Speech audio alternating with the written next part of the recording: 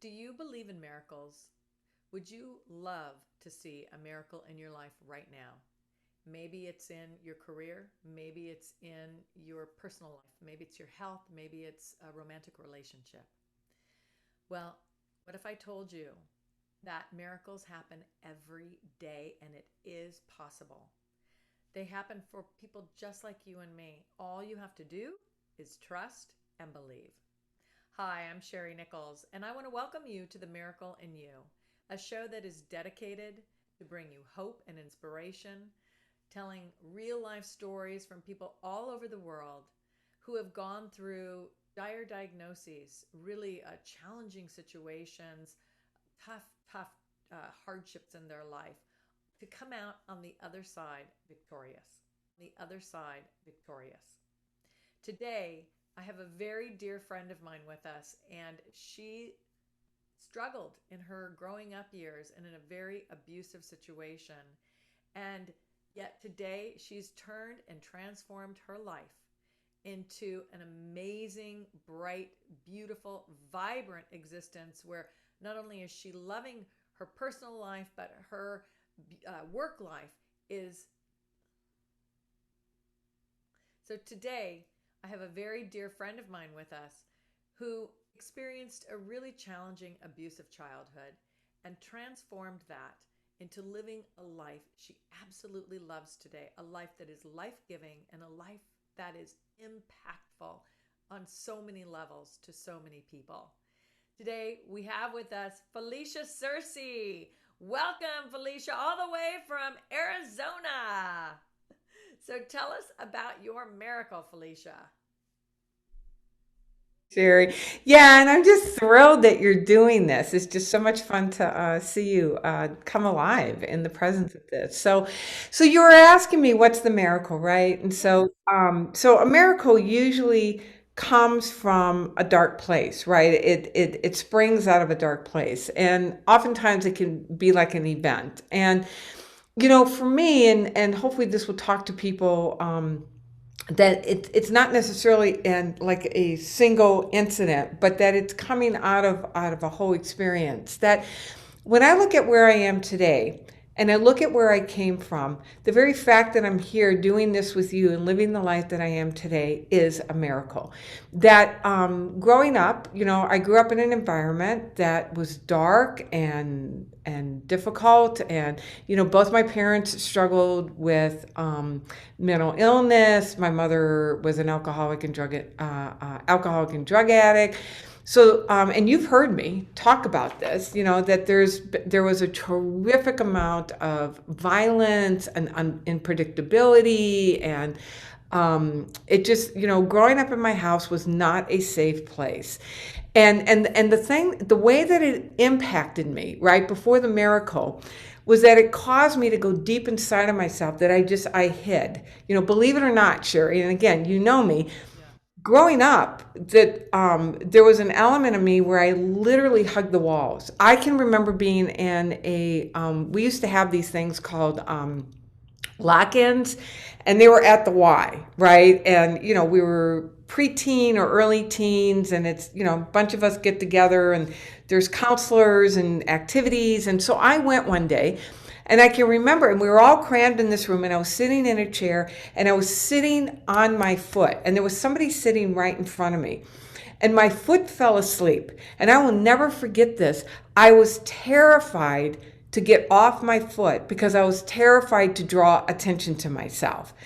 I was frozen. I know. It's like when you look at me today, and so much of my life was defined by taking up as little space possible in order not to draw attention to myself, because if I drew attention, my life was literally in danger. And so I'm sitting there, 13 years old, sitting on my foot, paralyzed with fear of not moving. And by the time I got up, my foot was so dead that I literally fell over on it. And so when I look at how I arranged my life in terms of just trying to stay as small and as safe as possible, and that there was this insidious feeling of not having a right to be here. I can remember when I was in college, we would, go out to a bar, and there would be, if a guy sat next to me, there was that part of me that wanted to apologize to him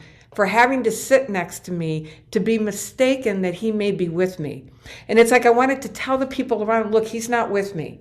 It's like I wanted to apologize to them for him for even thinking that he was with me. That's how little I thought of myself. Um, so when I made, so that impacts the decisions that you make, right? It impacted the job decisions. It impacted the relationships that I had, that I attracted people who perpetuated that violent environment, and would only call me at midnight to go out, and I didn't believe I deserved anything better. And so it was just this existence of taking up as little space as possible, and just the soul sucking sense of unworthiness, that I didn't even have a right to be here. And I can remember, I'll never forget this. I was teaching high school. I went back and taught at the high school that I graduated from in Louisiana. And I was doing hall duty, right? And there was this long main hall. And I can remember looking down this hall, and I just, all of a sudden, my life just flashed in front of me. And I was alone, and I was lonely, and I was just despairing. And I just looked down this hall, and all of a sudden it became a metaphor for my life. And I'm like, my God, if this is my life for the rest of my life, I can't do this. And it was that moment when you're open, right? And I'll never forget this. It was shortly after that I think I was so open, and I was so ripe for something different. And it was shortly after that I was introduced to a different way of thinking, a different way of knowing, universal intelligence, spirit, God. I call it universal life force. A different way of knowing God, the way that I'd known God up to that point, because a God that you can trust would not have put you in that kind of situation, and I must have done something so horrendous to have deserved that. So God was not a safe place for me to go. And so I discovered a different way of thinking, a different way of being with God. And it was just like, it opened up like a technicolor portion of myself. I just opened up to myself. And I absorbed everything that I could absorb. And I did deep forgiveness work. I understood. I came to understand mental illness. I came to understand addiction. I came to understand that who I became, I couldn't have done it any differently. I came to really honor that person up till I was 22 years old, when I discovered this, that kept going even in the face of such adversity and such pain and such difficulty. Everything was a challenge. And I kept showing up. And I kept showing up to be able to hear something different. And not only did I hear it, but I am so grateful that there was something inside of me that grabbed onto it. And I applied it as if my life depended on it. And it did. And as a result, it's like, the miracle is that, number one, I don't see myself as a victim. That I'm grateful for that experience, because it allows me to bring a depth of compassion and awareness to the work that I'm able to do. I had to be hyper vigilant. When I walked into the room, I had to read the energy to know how to show up, because if you showed up wrong, again, there was such a level of violence that, you didn't want to do anything to trigger, one of my parents. And so that ability to read people, and that strong, highly tuned intuition when it comes to people, that growing up in that environment allows me to be able to serve people well with that gift that was survival, but now I'm able to bring it for service. And so, the miracle today is the richness of my relationships, my friendships, the joy in life, my the richness that I get to bring and do and getting to serve people and to help people understand that our history does not have to define us, that we are so much bigger than our history, and that we can bring the best of our history with us in order to serve what's happening today.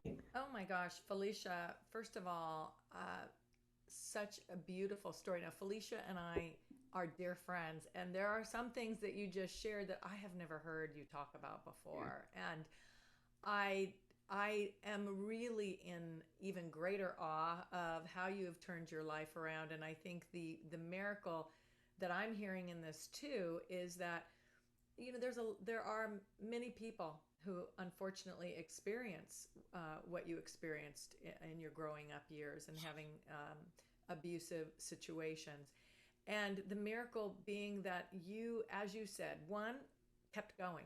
You kept going.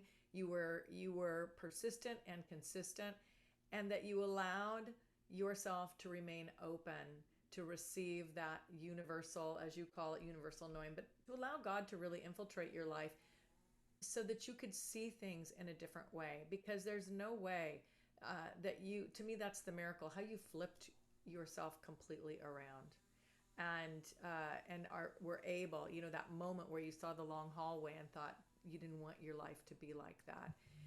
Just the awareness, and that you actually did something with the awareness. I think that those, a lot of times people don't get just how the things that you see in your everyday life can literally become miracles if Yeah. you understand what it's trying to tell you.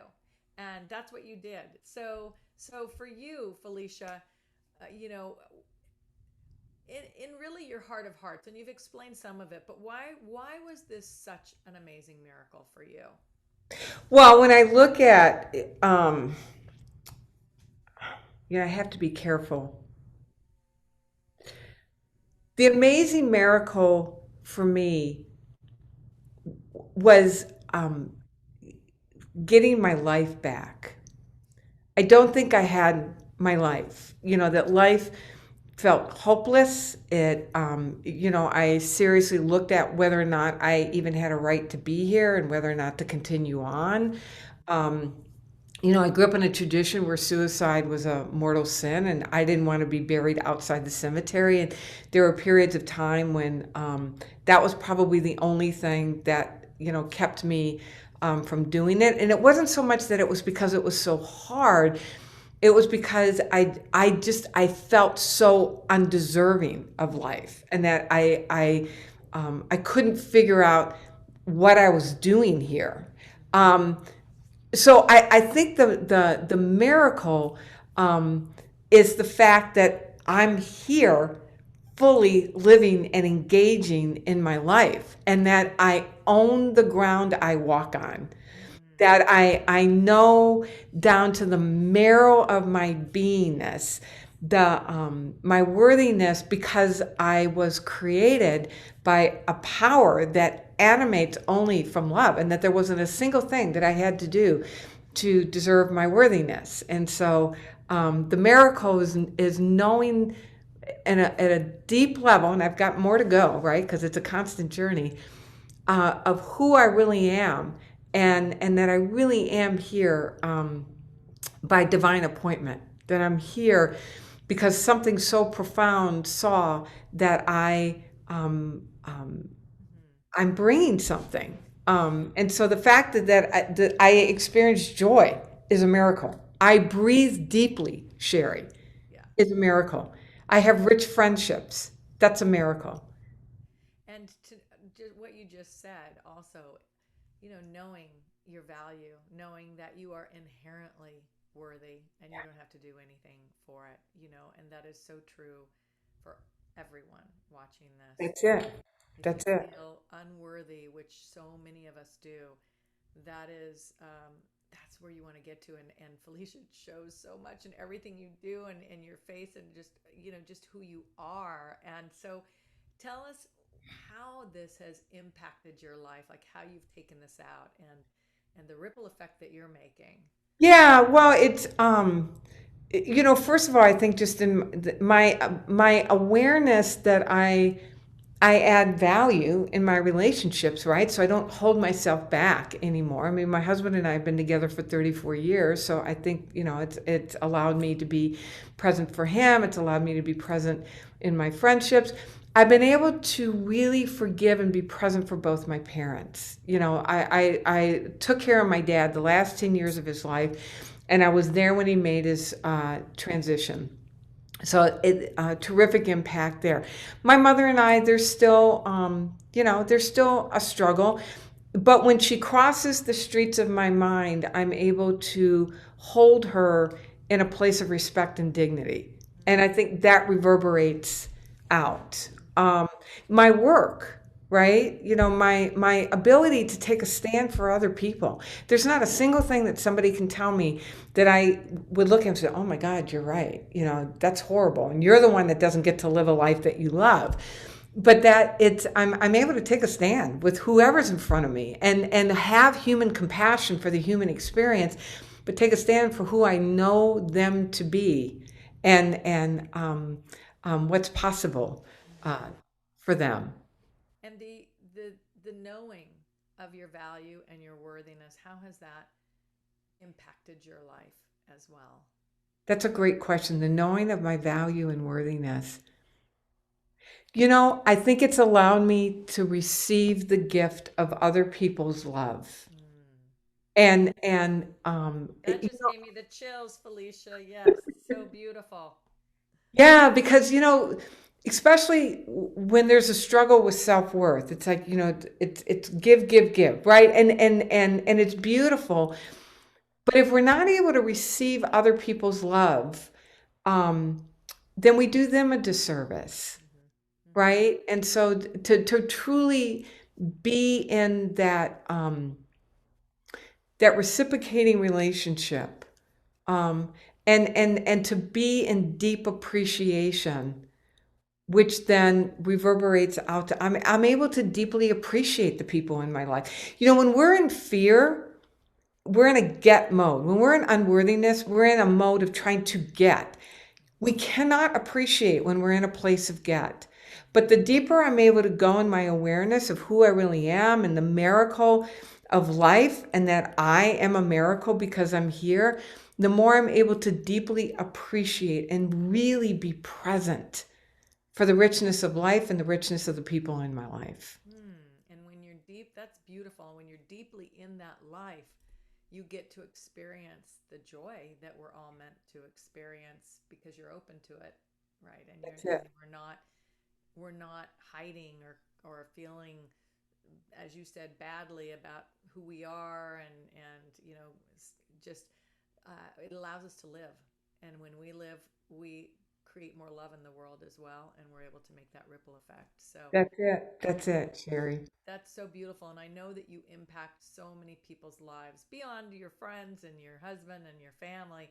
So if people wanted to find out more about you, Felicia, where can they do that? Yeah, just go to my website, FeliciaCersey.com. There's a plethora of goodies there that, Okay. take. Your last name is Searcy. Yes. Felicia Cersei. Okay. Well, Felicia, you really have given such an amazing story about how you can go from a place of being literally victimized in your younger years and turn that around to be able to transform it so that you can have a life that you love. And thank you so much for sharing that with us today. It's just been a beautiful, beautiful experience to hear your journey. And I know that for those of you listening, one last thing, Felicia, I would love to. Is there a tip or anything that you might share with somebody who's feeling really unworthy right now as to maybe something that they could do that you did that would help you move out of that? Yeah, and and I heard it from our mentor, right? That when that feeling of unworthiness just wants to overwhelm you, just literally put your hand in front of your mouth and exhale, and remind yourself you cannot make yourself breathe. The very fact that you're breathing is evidence that you are worthy. You can't make yourself take one breath on your own. You didn't wake yourself up this morning. That there is something so profound that required you, that wove the very substance of itself, which is love. And so your breath reminds you you're worthy just because you're here. That you didn't do that. Something else put you here. Beautiful. Beautiful. I love that. Sherry, you are Love a that. rock star. It's amazing what you're doing. And you are serving people in amazing ways as well. And this is remarkable. Oh, thank you so much, Felicia. Thank you for being with us and for sharing your beautiful story. Thank you, Sherry. Mwah. So, if you would like to connect more with the divine, with universal love, and you're not quite sure how to do that, and you're struggling to feel that worthiness, I have a very special gift for you that will help you do just that. It's a 14-minute meditation that will guide you, and so that you can connect to that divine love and feel the worthiness to make changes in your life and to really understand the value of who you are. All you have to do is go to diamondpowertv.com